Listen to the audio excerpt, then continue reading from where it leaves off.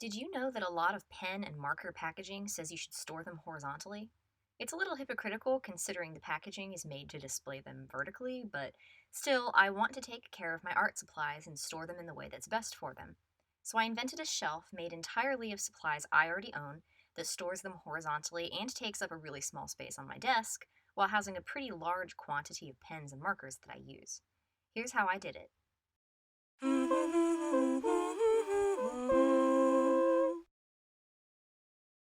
Here's what you'll need: a ruler, a box cutter, a pencil, a cutting mat.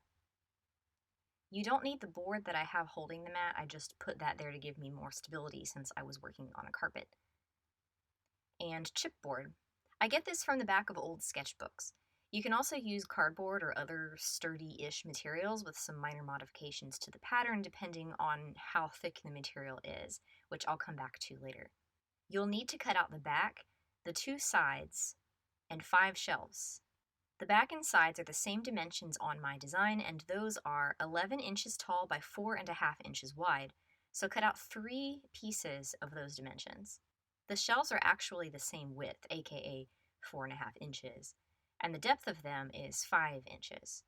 They stick out from the front of the shelf, which I personally like, but if you wanted them flush to the front, just make the sides a little deeper when you cut them so that they're not too skinny to hold the size of the markers and pens. Now we'll need to take these pieces and cut the slits that will make them fit together.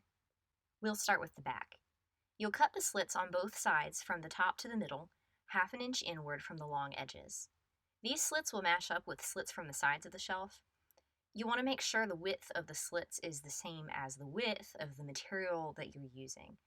If you're using chipboard like me, they'll be relatively narrow, and if you're using cardboard, you'll need to make them a little thicker to accommodate how thick the cardboard actually is. Once those slits are cut, we'll move on to the sides. The sides will have a similar slit on one edge where the sides will connect to the back, but those slits will go from bottom to the middle and also be 1/2 inch inward.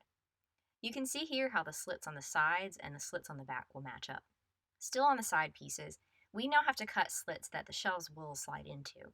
The shelves aren't completely horizontal, but are at a very slight incline, both so that they'll hold the markers in better and so I can see the ends of the markers better and find the color that I want. I did this by measuring upward by 1 inch on the front edge of the piece, or the foredge, and I measured upward by 1/4 inch on the back edge of the piece. That gives me a small incline of 3/4 of an inch. I marked notches and then drew a line between them so I could see the angle.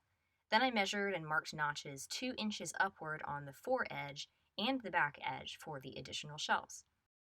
Now you cut the slits for the shelves to slide into, but remember in your measurements that the piece, which is 4.5 inches wide, is going to be losing 1/2 inch once the back piece is slid onto the side pieces. This effectively leaves us with 4 inches of space in the interior of these shelves, which means that I'll want to cut slits from the foredge of the shelves to a line that I drew to mark 2 inches from the foredge. Basically, that line is marking the center of the shelving. The other side of the shelf is exactly the same, only flipped. The shelves are 4.5 inches wide by 5 inches deep, like I said before. This started as kind of an accident, but I actually like the overhang of the front of the shelf, both because of how it looks and because it helps me grab the markers more easily, so I'm leaving it that way.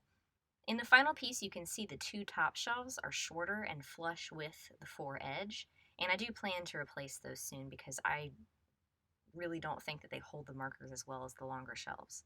The shelves will have 2 slits so that they will slide into both sides. Both slits are 1/2 inch in from the edge, and the amount you cut inward for the slit should be the same as the amount that's left over between the slits you cut in the sides and where the backboard will be meeting the shelves. In this case, remember we had 4 inches of space left on the sides, and we cut 2-inch slits on the sides for the shelves to slide into, so the shelf pieces themselves will have 2 inches left over to slide inward. That means that the slits on the shelves will be 2 inches. Then you just have one more step, which is to assemble the shelf. You slide the sides into the back and then slide the individual shelves in. And that's a wrap. I love my shelf, and I will definitely be making more of these. Maybe even one that's deeper to hold paintbrushes, or one that's big enough to function like a paper tray and hold drawing paper. I love that this was made with supplies that I just had laying around my house. It's been genuinely useful. I put the dimensions in the description in case you missed any while you were watching this video, so be sure to check that out. If you make one, let me know in the comments. And if you come up with any improvements, be sure to share that so others can benefit from it too. Have a beautiful day, and now get out there and create something. But with all these markers, there's a lot of them.